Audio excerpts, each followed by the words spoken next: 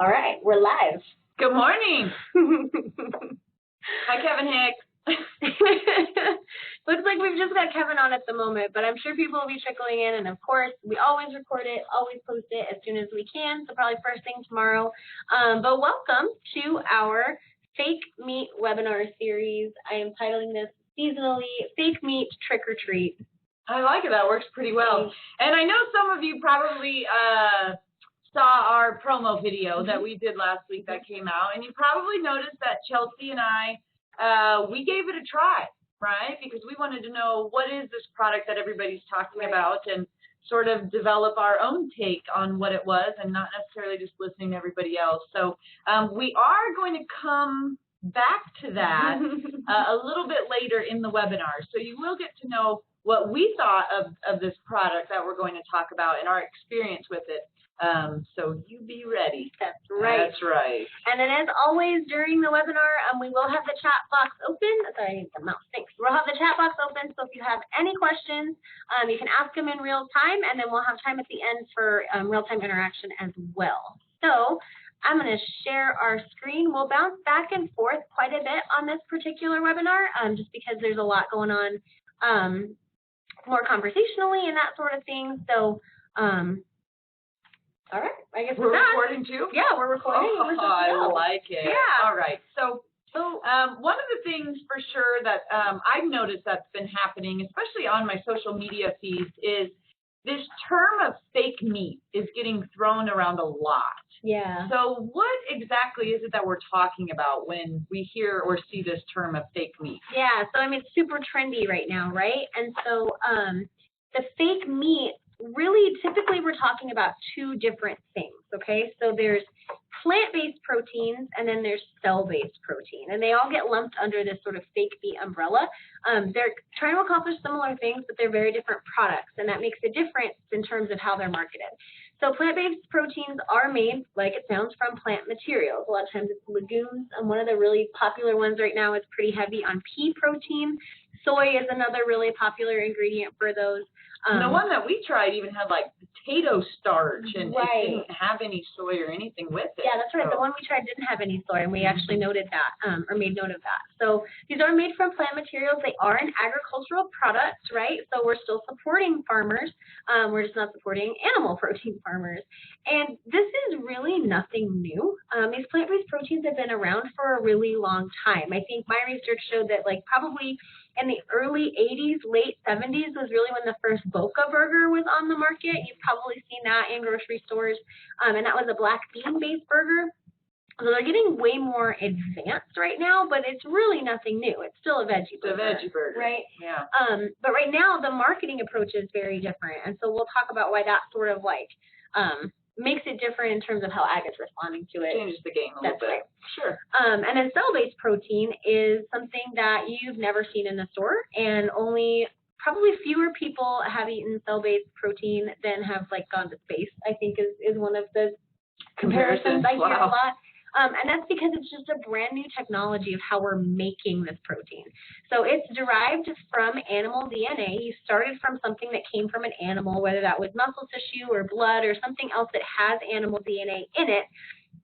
And so what the scientists have done is they've taken that DNA and through like crazy Jurassic Park style, okay, maybe not Jurassic Park style, but through crazy similar technology, very really. similar technology, they're able to replicate animal muscle in a contained environment. And so obviously that muscle is going to look really different than the cuts of meat that we're used to. We're not going to be able to get a T-bone from this cut, but something like a ground meat patty or ground meat product will be able to be created from this. And so that's what they typically look like.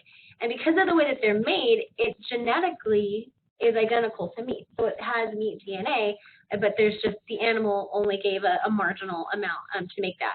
And then, like I said, it's not on the retail market yet because the focus right now isn't so much on perfecting the product, it's on perfecting the process.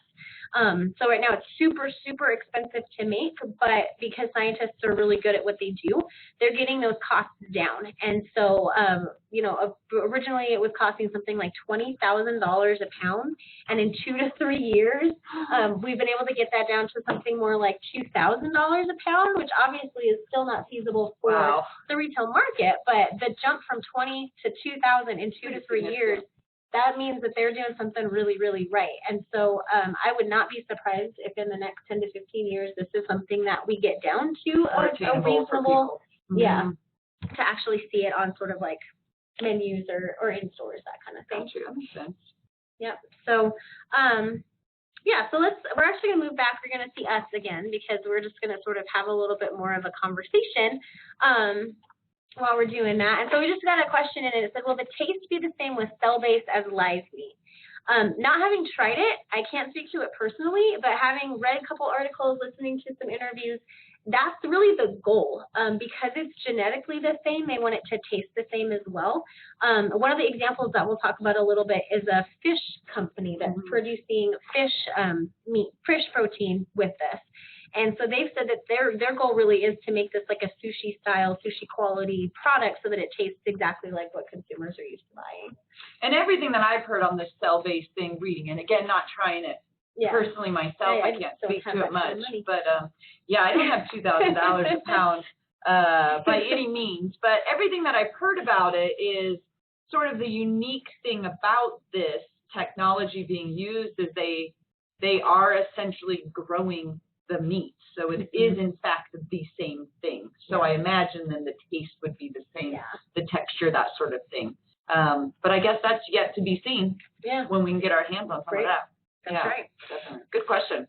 So we talked a little bit about why the difference in these products means that they're being marketed differently. And what I've typically noticed, and I think really the goal of most companies when they launch products, Katie, is that they want to be solving a problem, right? So a consumer has a need, and the company walks in and they say, hey, we think we can meet that need with something that you don't currently have access to. We're going to create that something. We're going to give you access to it, and then your need will be met. So give me an example. So I think an iPhone probably is a really good example, right? It's been around for a while, but every time they come up with a new one, there we go. Hey, my loopy case is a good example of that, right? I drop my phone all the time, and so a company said, hey, you probably should stop dropping your phone. We're going to put a loop on your case, and so now I don't drop my phone anymore because it's like around my finger. That was my problem. I was dropping my phone. So a company said, hey, we're going to create a solution with a little loop that goes around your finger. And I bought into that, and I've now had like 4 of these loopy cases because I'm obsessed with them. Because it works. Change colors, right? Right. Okay, exactly. So problem solved, loopy cord. There we go, right? So when we talk about these fake meat products, they're very different, right? One is plant-based, one is on the market, one is cell-based, one is not on the market. But what I found is really interesting as we were researching this is they both claim to solve the same problem. And so I wanted to show you the actual claims themselves so that you could see that we were correct in this. So what is it trying to fix? So on the first slide, we talked about, I looked at the Beyond Meat, which is one of the most popular plant-based protein companies out there right now. They're the ones that are in Burger King. I think the Impossible Foods is in Del Taco, but both kind of in the fast food range. And so this is directly from their website. And basically, you can read it yourself, but it says that they want to solve growing issues with human health, with climate change, natural resource constraints, and animal welfare. So here are these problems that they want to solve, and their product is going to solve those problems. And probably the biggest one that I hear is the climate change piece on all of the marketing that I've heard. It's a big push for that angle right now. Definitely. And so then I went to see if maybe the cell-based meat had the same sorts of claims, and they absolutely did. This is from Memphis Meats. They're kind of looked at as the pioneer, I think, in this cell-based space. They have poultry products, they have a beef product, and I think they're working on a couple of others, but those are their 2 big ones right now. And they say pretty much the same thing, right? Our process is going to produce less waste, fewer greenhouse gas emissions, and the planet will ultimately be the beneficiary of our product. So both of these very different products have identified the same problem, and they have said, we have a climate that is in crisis, we have a planet we need to protect, and our product is the way we're going to do that. But I guess one of the things, you know, when I hear that information that I come back to is they both want to address this problem, global warming, right? Problem we're having in our environment right now. But I guess my question always is, are they moving towards, or are they trying to solve a problem that really exists, or the creator of that problem? Mm-hmm. So is agriculture really the creator of this? And I think that comes to where people get their information from, right? I mean, oftentimes, at least more recently than not, on social media, with all these fake meat things happening, I hear the global warming and I start hearing numbers like agriculture, cow farts specifically, let's be real, are responsible for 18% of our greenhouse gases, and that agriculture contributes more to those greenhouse gases than even transportation. Mm-hmm. And every time I was hearing those and seeing that on the social media and hearing people quote that, it really made me start to wonder. So I kind of dug a little bit deeper than the social media, which we should all be doing anyways, right? And found that most of those social media references, or even references to these fake meat companies are making, goes back to a 2006 United Nations study that claimed raising livestock created more greenhouse gases than transportation. But as I dug a little deeper, what I found, and what other researchers pointed out very quickly, was that there was a flaw in how they collected that data, and that they really weren't comparing apples to apples. Instead, they were very much comparing apples to avocados, two totally different things. And that's because of how they collected their data. So when they were looking at greenhouse gases being produced through livestock specifically, they were sort of looking at that whole lifestyle or life cycle model of the animal, and every piece and every part that plays in from the moment it's born till the moment that it becomes the burger on your plate at your house. But when they were looking at the transportation industry, they didn't look at it in that same overreaching, all-encompassing matter, and instead just took one part from the transportation piece. So as you dive into it a little bit more, you actually are able to find that less than 4%, it's actually like 3.3% of our greenhouse gases come from cattle. Mm-hmm. And interesting, as you kind of, you know, look history until now, as far as the amount of cattle we have more cattle today than we did ever before. Yet we're producing less greenhouse gases because of all of the different steps that our ranchers and farmers are putting into place. And so you might look at it and say, well, yeah, 3.3%, that is a contributing factor. But is agriculture the sole person to blame, right? I mean, by solving that, by creating this product, are we solving the global warming greenhouse gas situation, or is it a much larger picture than that? Yeah, absolutely. And so then you have to ask yourself the question, okay, let's say that they're right, and this is the problem, and animal agriculture is the whole climate change, or the big climate change contributor. Then what would it look like if the whole U.S. were to stop eating meat, right, and to switch to that vegan diet? So that's the question that one study asked, and it showed that if the entire United States were to switch to that kind of a vegan lifestyle, our carbon footprint would only be reduced by 2.6%. So is this really a problem? Right. I think that to say that animal agriculture is the problem that is contributing to climate change, then no, that's not a problem. Mm-hmm. And so a lot of the marketing that these fake meat products are really exploiting right now assumes that that is the problem. And in reality, it probably isn't. And I think that's why we have had such a different response in the agricultural industry to these particular plant-based products than we have in the past. You know, like we said, we've had veggie burgers around for so long, but before on a veggie burger package, you never saw something like you're going to save the planet if you eat this. Implying that if you're eating meat, you are harming the environment. Exactly. And I think that emotional that guilt play that's being used with this product. Yeah, or even on the flip side of that, if it's not guilt, it's sort of a triumph, right? Of look at all the things I'm doing to try and reduce my carbon footprint. I'm going to be a responsible consumer. When in reality, people who eat beef are extremely responsible consumers as well, because the people who produce beef are extremely responsible producers. So I guess right away we wanted to sort of preface this presentation with these products are out to solve a problem that I think it's demonstrably false, that is not a problem that needs to be solved, or at least not a problem that this is how we're going to solve that. Regardless of where you fall in sort of the climate change debate, even if you are very much in the camp of climate change is an issue and it's a problem that we need to fix to be responsible, saying that this is the way to fix it is not really the answer. And I think a good touch point for this slide too is, you know, we sort of talked about greenhouse gases from cows being at that less than 4%, and we have more cattle today than we did before, yet we're producing less.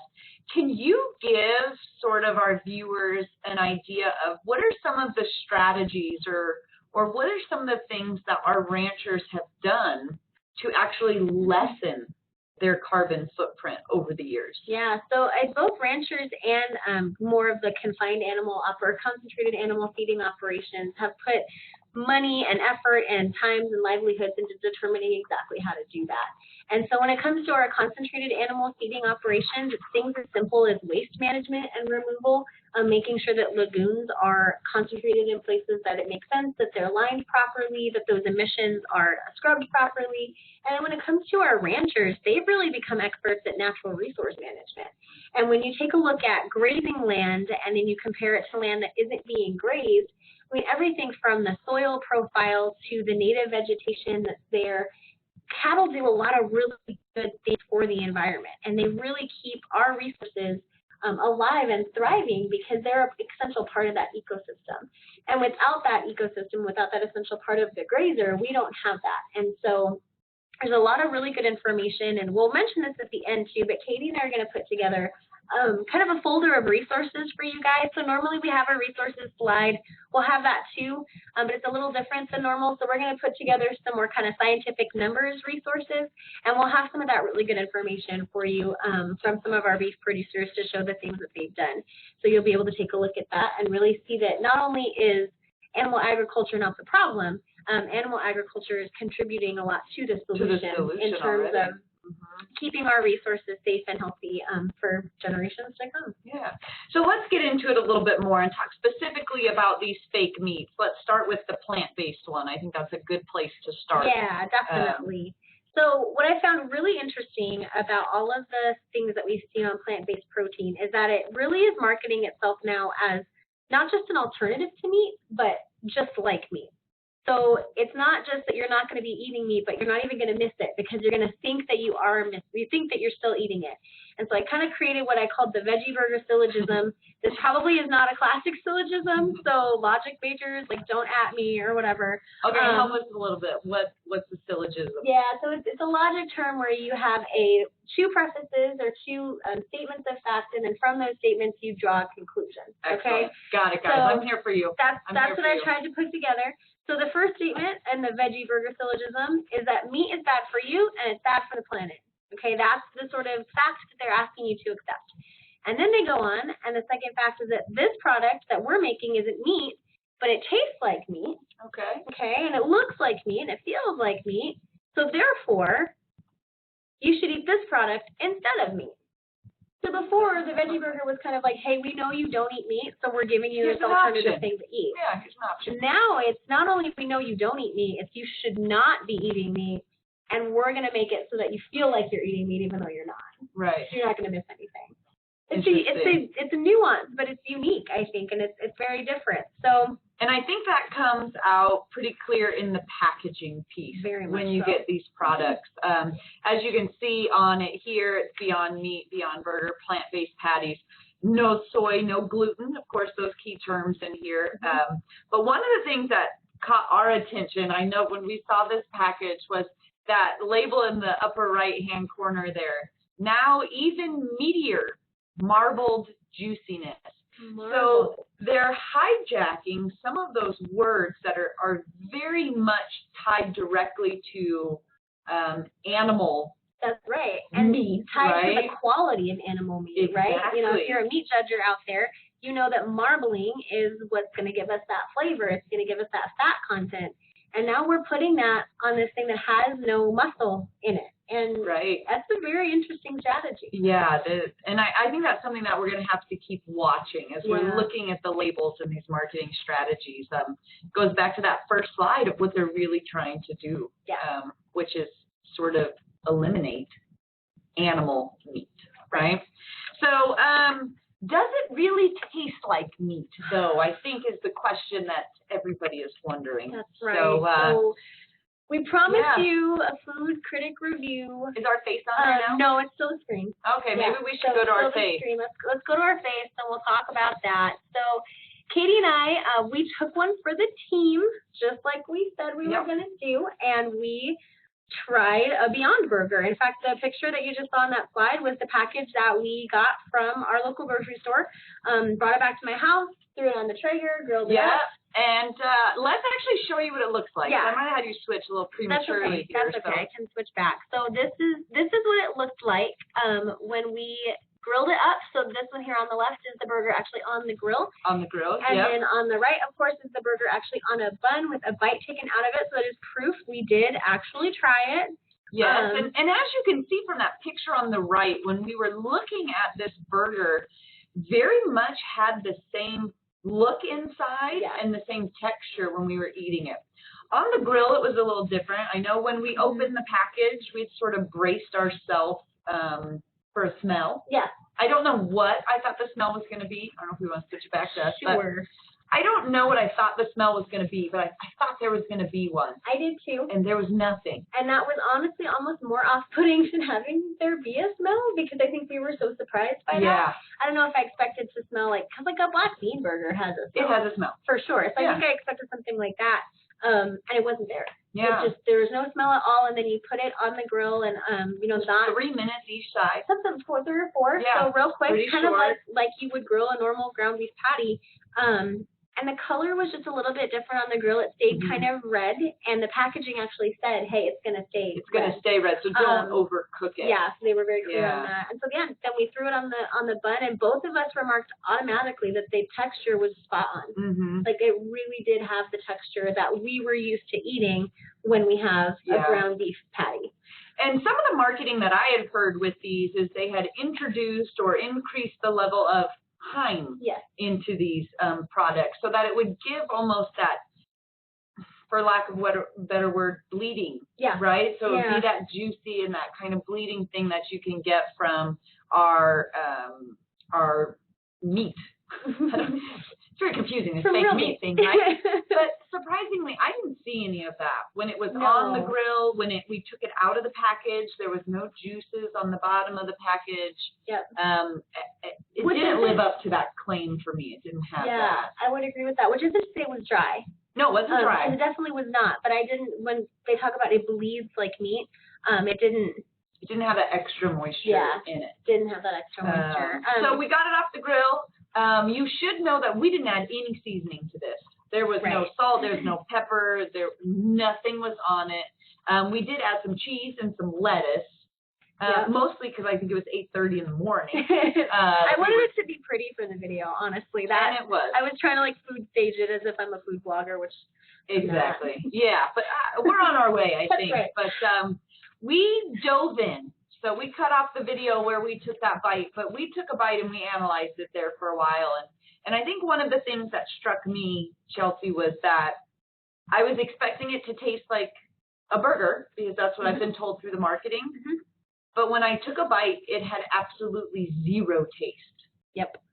And it's not that I couldn't find something to compare it to. To me, there was absolutely no taste to it at all. Correct. And that's kind of how I felt too, which I think is why it works really well in a fast food context. Because when you think about fast food, on a Whopper, for example, you've got onions and lettuce and tomato, and you've got special sauce or special sauce or something. So there's a lot of other stuff going on that Whopper. And so you don't absorb the flavor. Yeah, it's gonna absorb that flavor. And so even because we cooked it on a wood pellet grill, we could taste some of the smoke. And so I think we got a little bit of that, but we couldn't taste like a meat product. And we probably made our way through half of it, analyzing each bite. And to be fair too, we took off the bun, and so we ate it plain, just with nothing to try to figure out, because we were both trying to find something to compare it to, so we could come to you and say, hey, this tastes like chicken, or this tastes like whatever. We were trying, and we just couldn't. But then the one thing that I did notice that I definitely was not expecting was there was no taste to the patty itself. But I left and I went and was teaching at a school, and I remember about an hour after I left your house getting a text message from you saying, I cannot get this aftertaste out of my mouth. And I think I wrote back, I've been popping mints. I was trying to get this taste out, and it's not a taste that I could identify. Not like a horrible, grotesque, make me want to throw up. No, it wasn't like.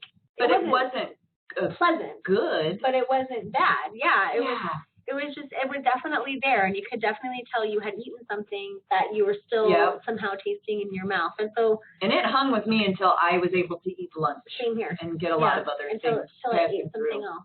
So, which I found really interesting. I definitely see if you give somebody a Whopper with this, I can see them saying, oh yeah, it tastes just exactly like the same. Or if you give them a burrito with a bunch of other stuff in it, 100% I can see how that happened.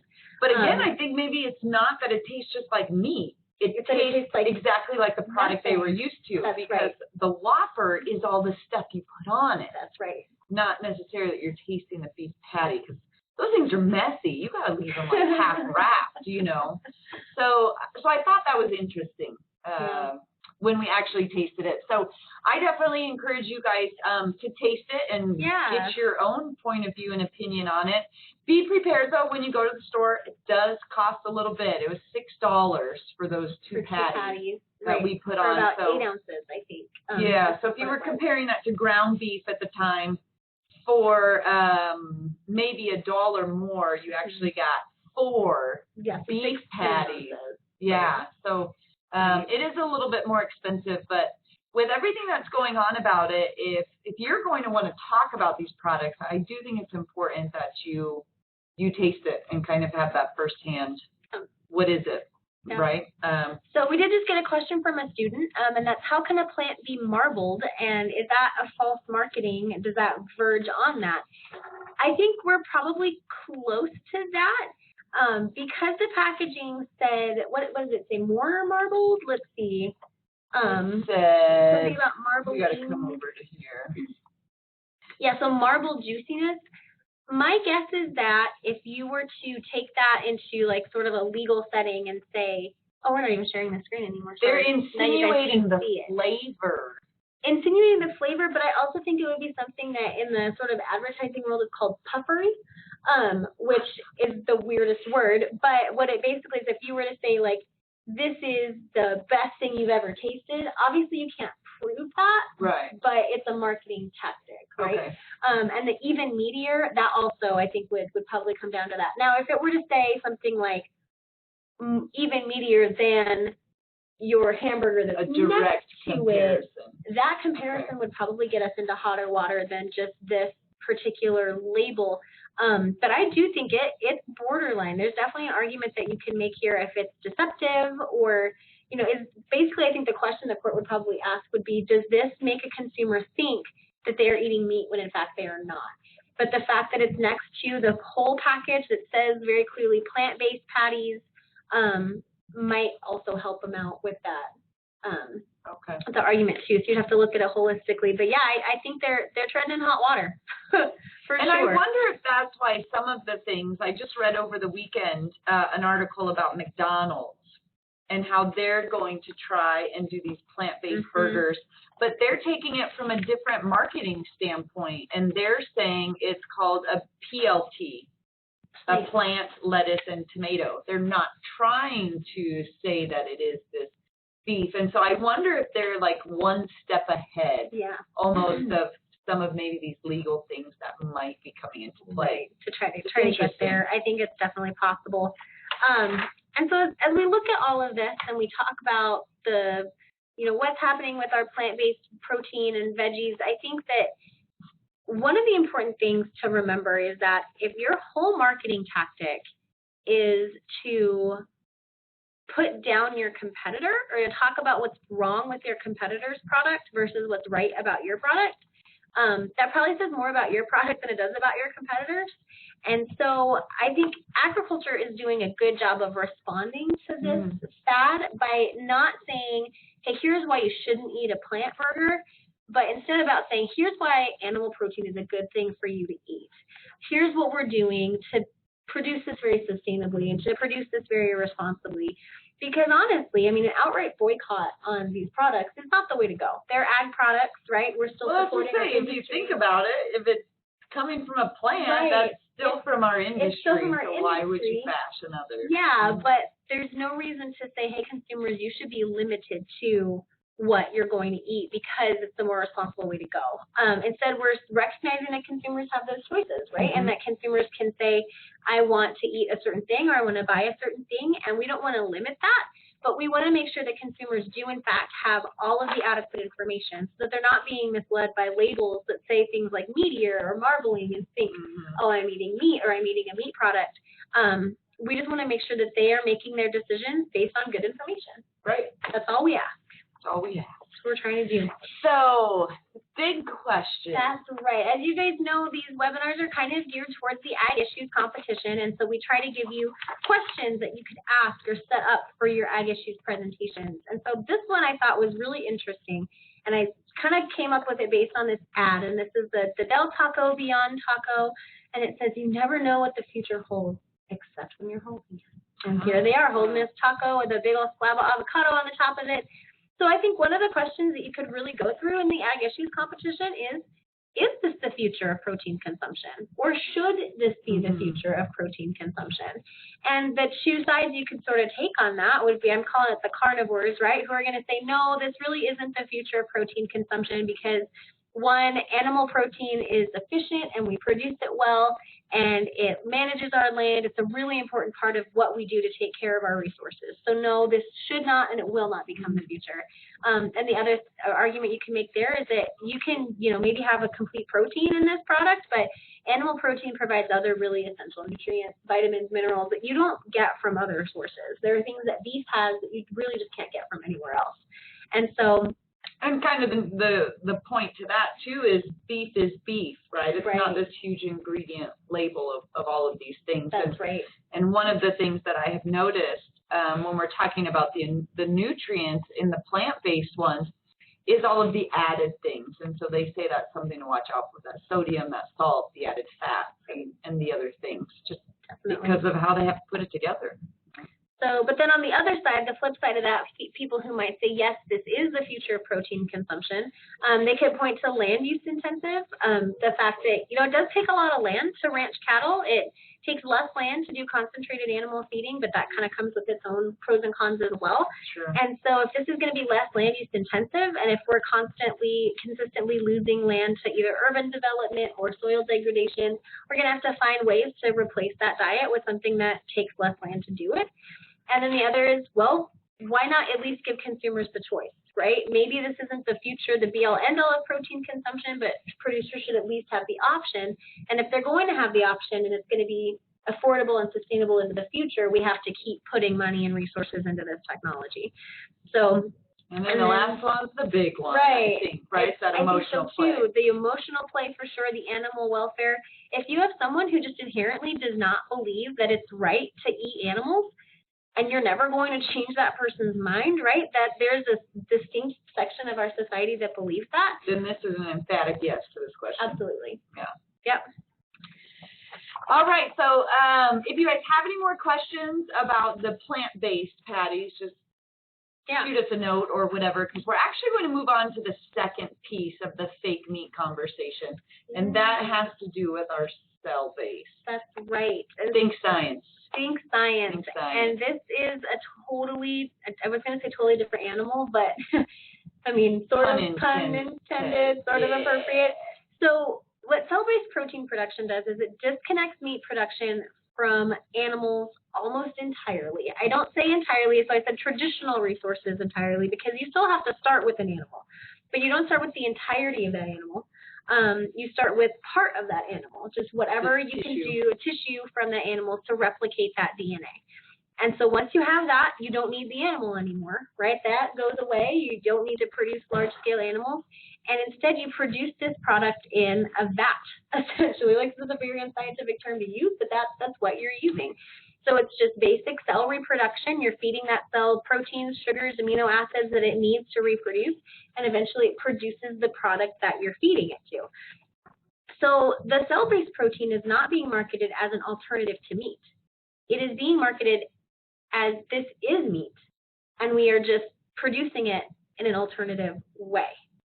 So that creates a lot of interesting, distinct marketing ploys as well, because if you're saying that this is still the product that we're used to buying, this is still meat, but we're just producing it in another way, you can't say that meat is bad, because that's what you're eating and that's what you're selling. All you're saying is that the way we produce meat is bad or lacking or something that's not sustainable. And so this, I think, is really what a lot of our traditional animal producers are looking at as a bigger threat to their industry, because it is, in fact, not attacking their product, it's attacking how they make their product. And that raises a lot of red flags.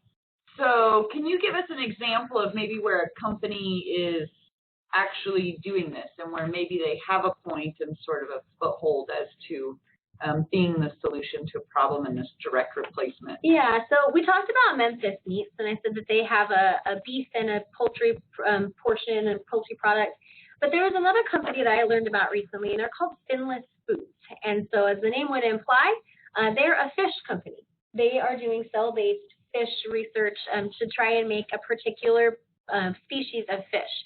And I found their approach really interesting and distinct from any of the other approaches that I had seen, right? Because as we've been talking about, when you hear a lot of the cell-based meat, it's all about, hey, animal production is bad and it's difficult and it's not good for the environment. It's all of these things. We've debunked that, right? We've already talked about why that's not the case.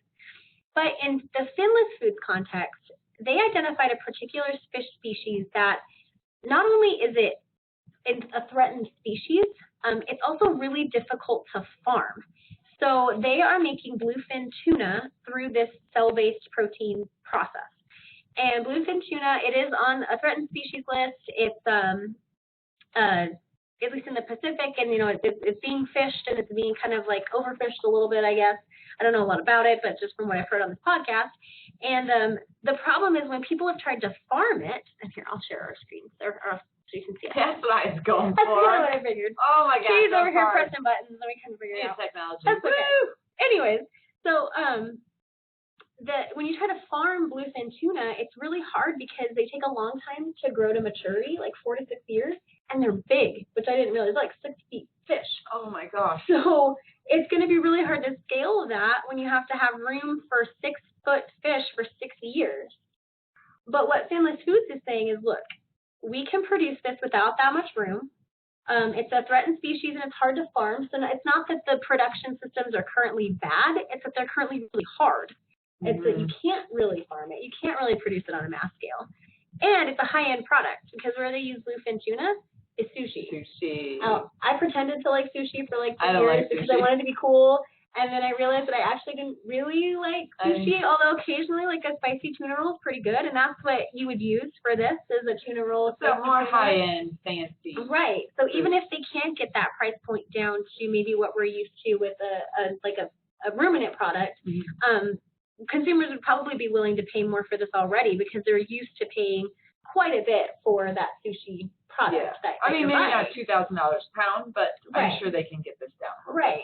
So what's interesting about this, I think, is that they didn't see an existing process that works well and attack it, like maybe we're doing with some of the alternative beef products. They saw a process that wasn't working super well, or that was really difficult to make it work well, and they said, hey, we can do that. We can make it work better with this new technology, not because we don't like what's happening, but because it actually is a better way to do it. And so even these guys have said, we don't want to end fishing. That's not our goal. We just want to do this in a way that maybe helps this particular product available for people in a really fresh context and a really in an affordable context. So I thought that was interesting. That's a unique argument. I haven't seen other cell-based meat companies making that argument because, again, they're looking at industries that are already working really well. But I just thought that was interesting to see maybe, hey, there could be an argument to be made here. I just don't think it's being made very well in the context of our traditional livestock producers. And maybe not so much with the ruminants, but we might actually be seeing this in with the fish on the market a little bit sooner. Exactly. So agriculture's response to cell-based protein, which is a little bit different than the plant-based protein, because like we said, plant-based has been around a little bit. Yeah, so press that button and then share that screen. Sorry. I'm learning. Woohoo! Right. So really, again, we're doing the same thing. We're highlighting what's good about animal production, the benefits that you do not get from growing something in a laboratory in terms of soil protection and native plant vegetation and all of that really good stuff that we get from animal agriculture. But one of the other big responses that we have in this is we're concerned about the consumer in terms of how do we protect the consumer from unforeseen risks of this technology, because it really is brand new, right? We've been farming cattle since the beginning of humanity, and we've been doing cell-based meat since like 2008. So there's a lot that we don't know about it yet. And so one of the big issues we oversee is in the regulatory field. Essentially, there's two agencies that oversee our food, USDA and FDA. And when we're talking about meat, USDA is the primary authority. So they're the ones that are at packing houses. They're inspecting to make sure they are clean, to make sure that slaughtering is being done properly. And of course, those of you who have had misconceptions know USDA stands for United States Department of Agriculture. That's right. Stay on it. That's right. Yeah. And then the FDA is the Food and Drug Administration. So what their name implies is that they're kind of around the drugs, right? And so they're regulating new technologies, new processes for pharmaceuticals a lot of the time, but food is also in their name. So a lot of the processed foods and that kind of stuff that we talk about, they oversee those processes. And so for a long time, there was argument about who's going to regulate fake meat or cell-cultured meat, because it's a technology and it's a process, but then it's creating a meat product. So where do we go with that? And from the Farm Bureau perspective, we, of course, are always supportive of the USDA being closer to that meat product because they're familiar with it and because they are typically more familiar with our industry as well. But what happened is essentially the two agencies came to an agreement, and FDA said, all right, we're going to regulate the process portion and the research portion, and then once there's a product, USDA is going to regulate that. So that's a good thing. And then labeling. What about the labeling? Yeah. Because we've already seen there's some interesting things with labeling. Had a great question regarding the marbling of this plant-based material. Yeah. So really, regardless of whether you consider this meat or you consider this something else, we just want consumers to be educated and we want them to be informed. And so there isn't a labeling issue right now because it's not available on the retail market. But as it gets closer and closer, we just want to help consumers know exactly what they're buying. And so if that means that there needs to be a label on these products that says this is cell-produced or cell-based or something like that, then that's what we think needs to happen, just to make sure that consumers know what they're buying. Yeah. That's really all we ask. So when we circle back around to that ag issues point, let's talk about another big question. Yeah. And that is, what is meat? It's maybe a little existential for us here, right? But I think this is going to be a big question when it comes to this product is it meat? And you're going to have, I think, on one side sort of the fake meat crowd that says, no, it's not meat. It doesn't come from an animal tissue. There wasn't a carcass that was on a hook at some point. It's not meat. We don't know the consequences of consuming this, and we don't know the risks of consuming it yet. And so to call it meat, which is a tried and true product, something that we know, is not the best way to go about this. But then I think you'll have the sort of real meat folks who say, look, it's genetically indistinguishable, nutritionally indistinguishable. Why not call it what it is? Because we really are comparing apples to apples or ground beef to ground beef, as the case may be. I think this is a really interesting question, and I don't know the answer to it. I don't really know where I fall yet. Yeah, I think we're in for a big food fight. I think so, 100%. Yeah. And those of you who have heard us talk about GMOs, that's where this probably comes a little bit more into play when we're talking about we have the same argument for the GMOs, right? They're genetically indistinguishable. The nutrition is the same. The flavor is the same. All these things are the same. So I'm looking forward to seeing kind of the direction of this conversation and where it lands, really. Yeah. I'm very interested to see where the industry lands on this as well. So we're a little over our 40 minutes, so just really quickly, I'm going to explain the resources that we have on this slide. Now, I'm sending you to a Twitter page and a podcast.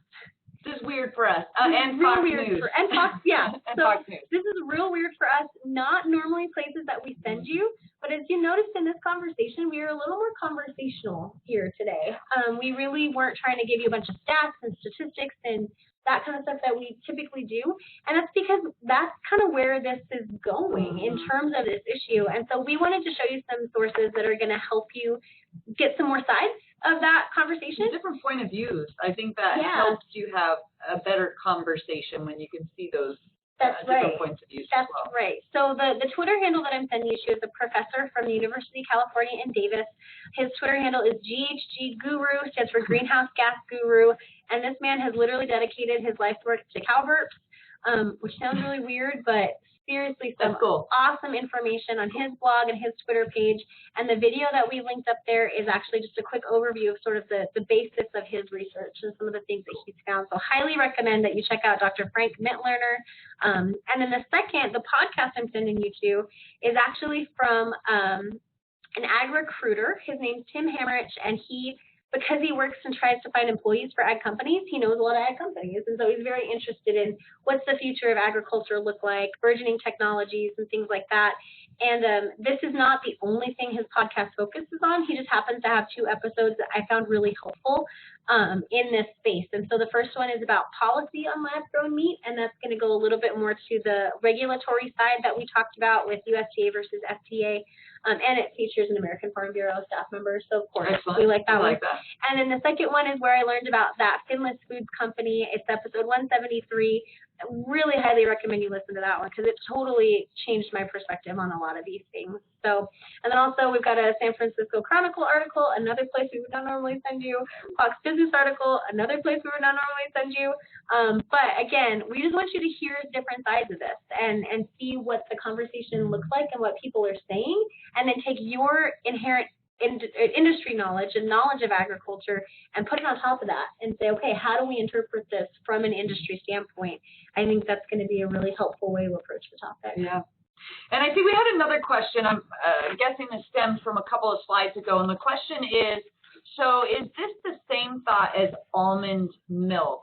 And I think yes and no. Yeah. Right? So when you're talking about the plant-based, and they're calling it meat and all of these things, I think that's where it plays in, right? But when you're talking about the cell-based truly is a meat product. So it's not necessarily a false claim as almond milk would be, because you can't milk a nut, and it's not a mammal that is actually producing milk, so it's more of almond juice. So I think yes and no, but it really depends on which fake meat we're talking about. That's right. Plant-based versus cell-based. That's so it's going to be an interesting thing to watch over the next, I'm guessing, really long time. Probably so. It's going to be a topic of conversation for a while. So, yeah, well, Chelsea, thanks again for tuning in, sharing your expertise, your insight on this topic. Not sure what we're talking about next, actually, but we'll be back next month with another exciting one. Oh. So we set you guys up with a super, super fun, lighthearted conversation, and next month we're going to hit you hard with trade. Expect facts and figures. Yeah, but it's a big issue, and it's very important, something that I think we all need to understand as we're hearing these things in the news and how it affects agriculture as a community and industry, and then us as consumers as well. Definitely. So looking forward to seeing you next month. Appreciate it. Bye, guys.